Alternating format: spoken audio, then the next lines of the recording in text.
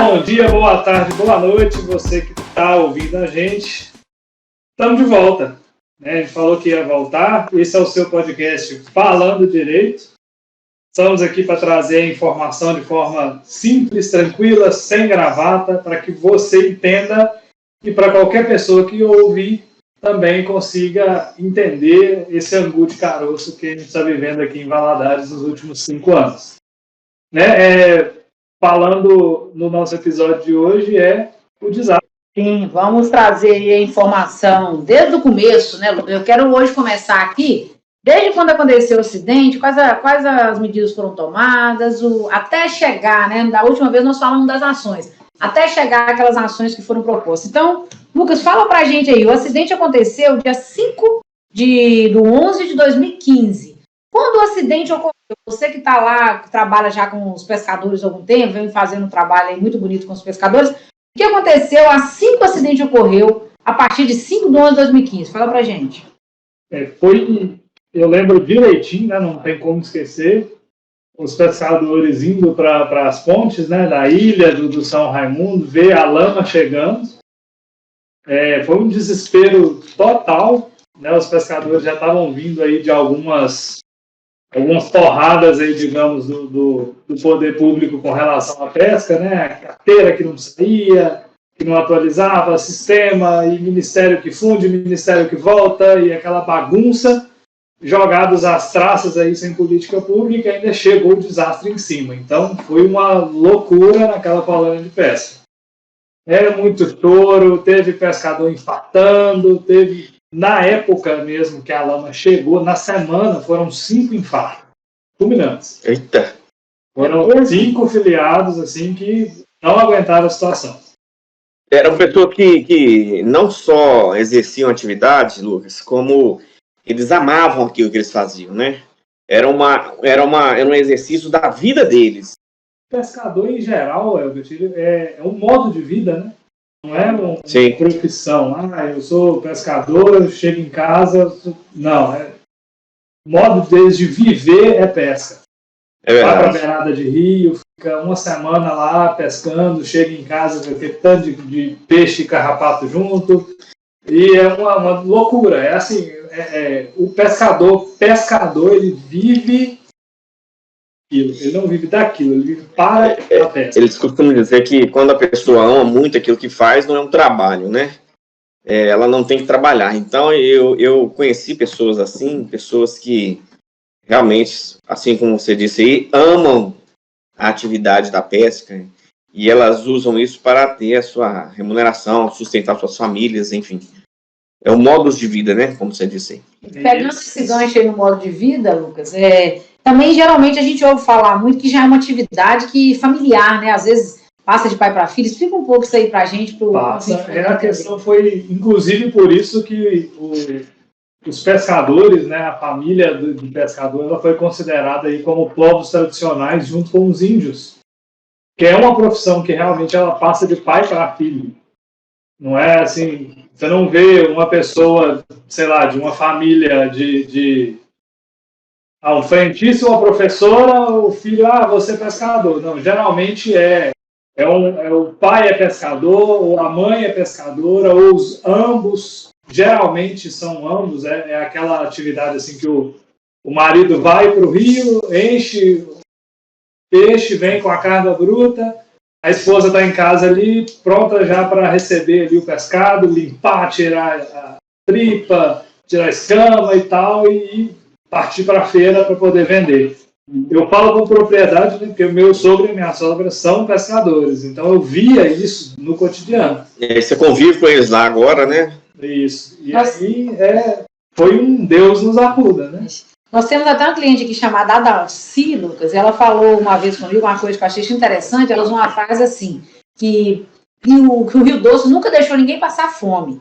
E depois, quando eu parei para pensar, ela falou isso, que na verdade as pessoas que chegavam às vezes na cidade, que ela já tem muitos anos agora aqui, há muitos anos que é pescadora também. É 80 e tantos. Né? Isso, essa mesmo. Aí ela falou isso, ela falou, o Rio Doce, minha filha, nunca deixou ninguém passar fome, porque essas pessoas que às vezes, né, chegavam, às vezes não tinham uma profissão, uma coisa, todos foram sobrevivendo, né, através desse Rio Doce aí, que a gente tinha muitas espécies de peixe, ela falou que era muito quilo que pegava mesmo. Eu não sei, não posso falar aí, por isso que você tem mais propriedade para estar falando. Né? Supermercado, doutor? Infelizmente, eu não tenho, eu já andei só de barco no início, mas nunca tive coragem de pegar na eu já peguei quando era mais novo, mas era assim, eu punha meu tio punha minhoca, meu tio punha tudo, só jogava a vara, não fazia mais nada. E mesmo assim, nem para fisgar eu conseguia também. A famosa pesca esportiva. Mais esportiva mesmo, mas eu não pegava. Mas eu tinha nojo de pegar em tudo. Então, quer dizer, eu ficava só na vara lá. Se fosse nessa época agora, era só tirando selfie, mas não tinha celular na época, né, doutor? Então não tem nada. Não fez seu cadastro para pegar indenização, não? Menos, enfim. Não vamos entrar nesse mérito, né? Então, o que aconteceu? Alguém você imagina o pessoal que tem esse nível de apego pelo rio ver o que aconteceu na semana do desastre, né? Que foi o rio aí passando uma coloração de verde musgo para parecendo chocolate mesmo, chocolate quente, aquela água ficou densa, grossa e peixe boiando assim, na tonelada. A mortandade mesmo quando passou a pluma, né? Porque a lama ela vem, ela bloqueia a entrada da luz, isso mata as plantas que geram oxigênio na água e o peixe morre sufocado. A diversidade, né? Lucas, mas uma coisa, aconteceu isso tudo, mas alguém procurou diretamente, a gente sabe que hoje tem vários programas, mas assim que aconteceu o acidente, que foi 5, como eu disse aqui, 5/11/2015, a gente sabe que o pessoal vivia daquilo. Então, o pessoal não tinha serviço mais. Aconteceu uma coisa emergencial, você pode contar pra gente aí? Sim, logo na semana do desastre, né, a colônia entrou com ação, já... Na justiça mesmo? Ação na justiça, né, já com a notícia e tudo, e a gente recebeu a visita do presidente da BHP, um senhor australiano, quase 95 anos, eu acho. Eles vieram... Muito segurança, escoltado aí, com medo de amanhã? O que pareça, foi só a equipe mesmo. Era ele, a esposa, os 2 filhos que são os CEOs da BHP. É mesmo? Eles vieram... Mas essa informação não foi noticiada nem nada? Eu não sabia dessa informação, você sabia? Não, esse não soube na época. Ele ligou e falou assim, o presidente está aqui, quer ir aí. Pode, chegou com 5 minutos. Não foi nada noticiado, assim, o presidente da BHP está aqui. Soube quem estava lá... Quem chegou a tempo para ver ele lá e só. E aí, logo após isso, ele viu a situação, ele viu os vídeos, né, do pessoal tirando barcos e barcos de peixe morto de dentro do rio, e ele falou o seguinte, eu garanto para vocês que essa semana a gente já vai tomar providência, nós não vamos deixar ninguém desamparado. Mas ele estava com o tradutor? Estava, eu não preciso, né, graças a Deus, mas estava lá com o tradutor, sim, para poder falar com o resto do pessoal. E aí ele, nessa semana mesmo, a Praxis foi a primeira que passou lá no Rio, fazendo o cadastro emergencial, que é aquele que muitos ouvem falar, cadastrou essas famílias que mexem no Rio. Que acontece ao vivo. Eu não entendi, mas tudo bem. Deixa eu retomando aqui. Aqui as famílias foram cadastradas aí. Inicialmente foi mais a família de pesca mesmo, o pessoal que já estava na beirada do rio, aqueles agricultores ali de beirada do rio. Você fala só aqui Valadares, você está falando? Não, a calha toda. A Praxis passou na beirada do rio, pegando aqueles que inicialmente, assim, visivelmente foram atingidos ali. Certo. Aí fez o cadastro e teve o primeiro auxílio emergencial pago, que era um cartãozinho na época. Aí, depois disso, veio a Sinergia fazendo o cadastro complementar. E surgiu isso tudo, dessa conversa toda dele aqui, a Samarco, junto com a Vale BHP, elas assinaram aquele acordo com o poder público, né, que é o que a gente chama de TAC, o TETAC, TAC-GOV, que foi posteriormente.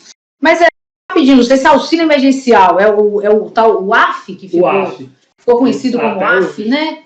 E continua pagando essa alcunha depois do TAC assinado, né? E aí foi dentro do TAC esse programa. Certo. Então, as empresas assinaram esse acordo, assumindo o ocorrido e assumindo a responsabilidade da reparação integral do que aconteceu, ou seja, todas as áreas. Entendi. Né? Doutor, só uma pergunta breve aí. Recentemente nós tivemos uma discussão muito grande a respeito do retorno do AF para as pessoas que a Fundação Renove havia cortado. Assim, em termos gerais, explica como é que aconteceu isso aí. O AF, ele foi criado para indenizar aquelas pessoas que tinham a renda totalmente dependente do Rio ou a maior parte da renda dependente do Rio, tinham a comprovação de que tinham sido atingidos e dependiam daquela renda mesmo de forma geral.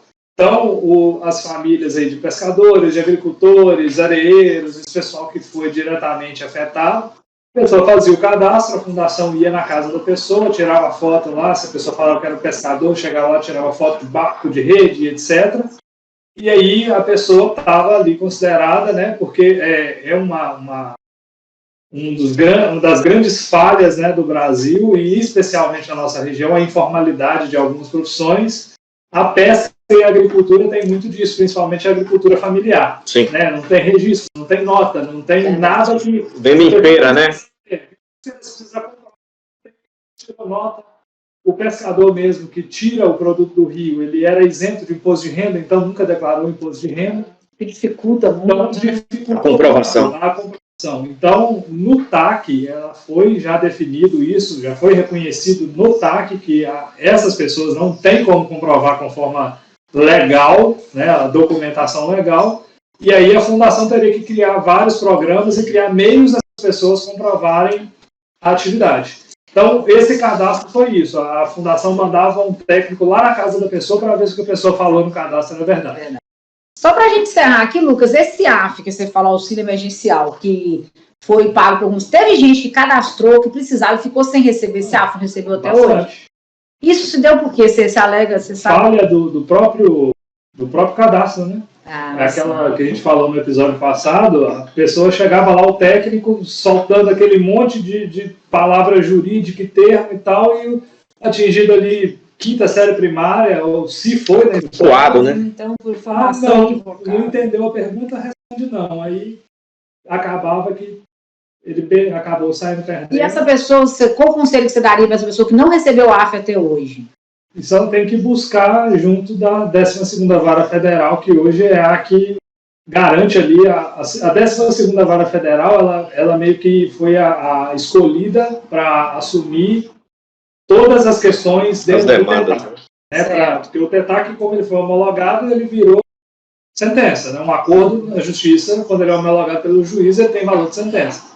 Então, o juiz, para dar cumprimento ao TETAC, todas as questões ali que estão ligadas a ele são decididas na 12ª Vara Federal. Então, a pessoa vai atrás do advogado e o advogado faz o peticionamento lá dentro da ação civil pública para tentar ver se consegue, né? Entendi, Lucas. Para mim, acho que a gente ainda tem muito para falar sobre esse assunto ainda, né? Porque auxílio emergencial, TAC, TETAC, depois eu quero entrar depois com você nas câmaras cegas foram criadas, tá? Mas agora, para não ficar cansativo, né, eu agradeço, acho que as perguntas já foram respondidas, doutor. Sim. Mais uma vez, a gente vai agradecer, você que está ouvindo aí. Fique com a gente, que a gente vai trazer sempre aqui informação atualizada e aquela informação que você precisa. Tá joia? Certo. Obrigada aí pela atenção mais uma vez, de deixarmos, né, que nós entrarmos aí na casa de você, telespectador, e aguarde que toda novidade vai ser repassada. Um grande abraço. Abraço. Valeu, um abraço.